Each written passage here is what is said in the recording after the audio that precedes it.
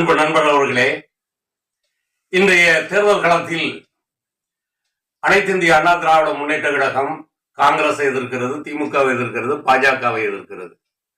ஆனால் மத்தியில் காங்கிரஸ் ஆட்சிக்கு வந்தால் என்ன செய்வீர்கள், பாஜக ஆட்சிக்கு வந்தால் என்ன செய்வீர்கள் என்பது உங்களுடைய கேள்வி.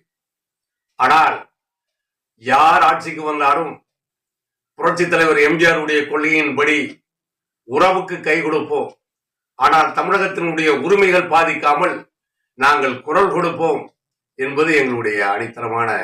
யார் வந்தாலும் தமிழகத்திற்கு வேண்டிய உரிமைகளை பெற்றுத்தர வேண்டும் என்று நாங்கள் போராடுவோம். எங்களுடைய தொகுதி ஸ்ரீபெரும்புதூர் தொகுதி. இங்கே பிரேம்குமார் என்கின்ற ஒரு டாக்டர் MBBS MD படித்திருக்கிறார். அவர் ஆங்கிலத்தில் சரளமாக பேசக்கூடிய ஆற்றல் உள்ளவர்.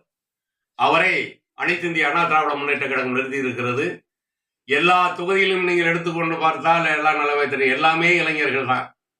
இளைஞர்களுக்கு வாழ்வளிக்க வேண்டும், அதுவும் மத்திய அரசுக்கு அங்கே அனுப்ப வேண்டும் என்பதற்காக ஒரு சிறந்த ஒரு வேட்பாளர், படித்தவர், பண்பாளரை நிறுத்தி இருக்கிறோம். ஆனால் திமுகவில் 85-86 வயசுள்ள ஒரு கிழவனை நிறுத்தி இருக்கிறாங்க. அது தப்போ ரைட்டா கிழவன் சொல்றதுக்கு மன்னிச்சிருங்க. அங்கே 84 34 என்பதுதான் இந்த இடைத்தேர்தல். அவர் ஓய்வெடுக்க வேண்டிய வயசு 60 வயசானாலே அரசாங்கம் வீட்டுக்கு அனுப்பிச்சிருச்சு. அரசியல்ல மட்டும் என்ன 84 வயசு வரைக்கும் இருக்கணுமா? அவரோட புள்ள வந்திருக்காரு ராஜா, அவர் வழி நடத்திட்டு போகட்டும், அவங்க வாரிசு, அப்புறம் பிள்ளையோட புள்ள பேரம் பேத்தின்னு அப்படி வர போறாங்க. இவர் ஓய்வெடுக்க வேண்டிய நேரத்தில் இந்த ஸ்ரீபெரும்புதூர் தொகுதியை எட்டி கூட பார்க்காதவர், அவருக்கு ஒதுக்கப்பட்ட அந்த தொகுதி மேம்பாட்டு நிதியிலிருந்து அம்பத்தூர் நகராட்சி மன்றத்தில் எங்கேயாவது, இந்த 7வது உலக மண்டலத்தில் எங்கேயாவது ஒரு இடத்திலாவது தொகுதி மேம்பாட்டு நிதியிலிருந்து ஏதாவது செய்திருக்கிறார்களா என்பதை வாக்காளர்கள் உணர்ந்து பார்க்க வேண்டும்.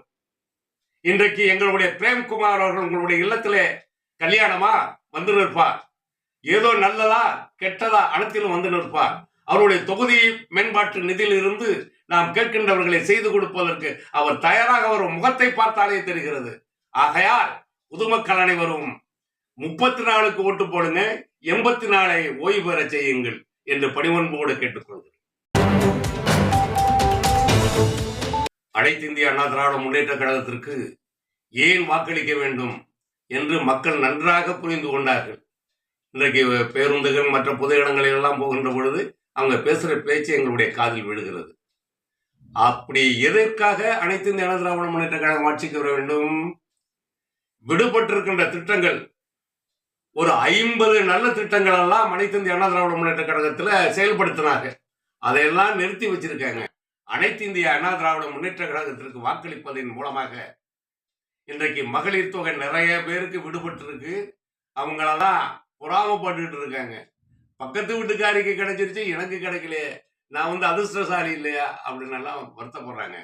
அவர்களுக்கு நிச்சயமாக அனைத்து மகளிர்களுக்கும் உரிமை தொகை உரிமையோடு அவர்கள் வாங்கிக் கொள்ளலாம். ஒண்ணு. அடுத்தது, இன்றைக்கு பால்வளம் கம்மியாக இருக்கிறது. இதை அம்மா அவர்களுடைய வழியிலே நிறைவு செய்வார் எங்களுடைய புரட்சி தமிழர் அவர்கள்.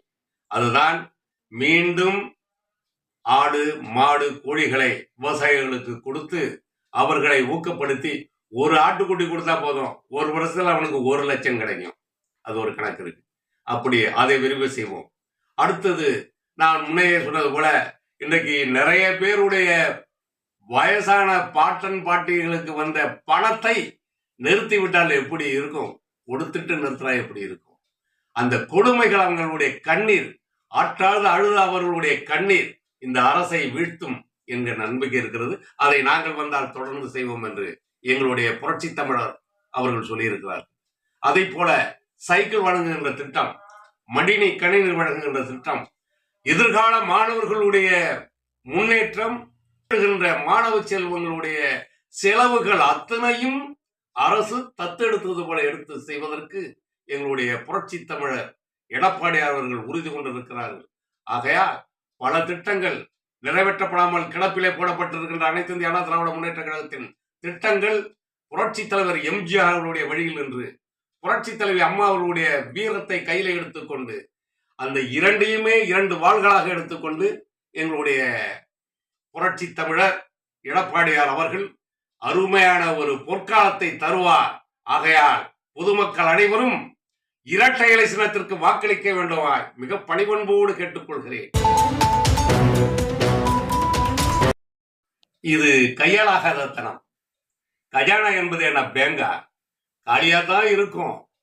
இயற்றலும் கஜானாவை நிரப்புவதற்கு இயற்றலும் ஈட்டலும் காத்தலும் காத்த வகுத்தலும் வல்லது அரசு என்று வள்ளுவ பெருந்தகை சொன்னது போல புரட்சி தலைவரும் அம்மா அவர்களும் எடப்பாடியார் அவர்களும் திட்டமிட்டு செயல்பட்டதால் கஜானா நிரம்பியது.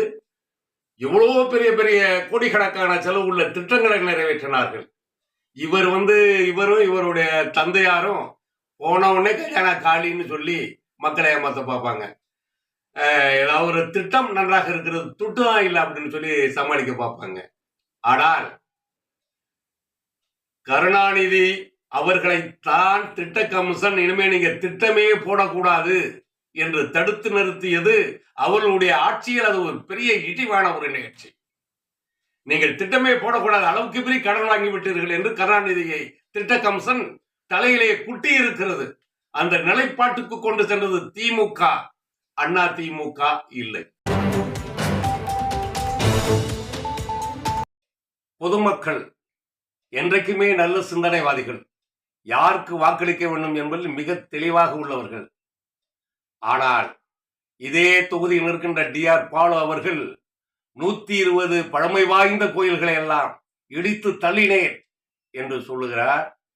அப்புறம் எப்படிங்க ஓட்டு வரும்னா, அந்த ஓட்டு எங்களுக்கு வாங்க தெரியும், நோட்டை கொடுத்தால் ஓட்டு விடும் என்ற திமிரோடு பேசிய வேட்பாளர் தான் இந்த தொகுதியிலே இருக்கின்ற டிஆர் பாலு. சிந்திக்க வேண்டும், செயல்பட வேண்டும், யாருக்கு வாக்களிக்க வேண்டும் என்று முடிவு செய்ய வேண்டும்.